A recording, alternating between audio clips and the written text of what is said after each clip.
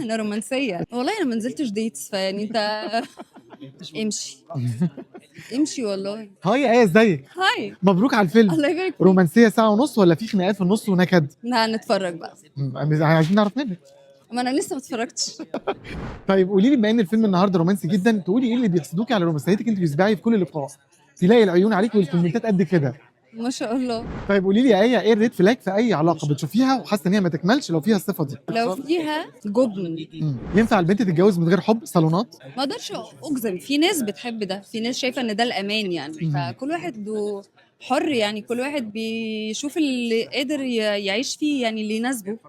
فانا بالنسبه لي لا. عشان تعملي رومانسي فعلا خدتي ورش انت ومالك لا عشان مش عشان اعمل رومانسي. انا رومانسيه. جدا. بس هو فيلم كان تنفيذه صعب يعني، أوكي. تمثيله كان صعب، ان احنا اتنين نبقى عارفين بعض قوي واخدين على بعض واكننا متربيين من واحنا عيال صغيره، فكان لازم نتدرب، كل واحد يبقى عارف الشخصيه بتاعته قوي من زمان كانت بتتصرف ازاي، حتى من غير ما نمثلها يعني.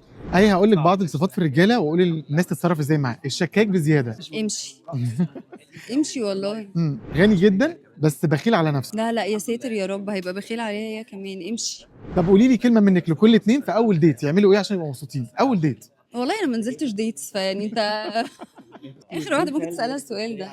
اوكي. اتبسطوا يا جماعه، اتبسطوا.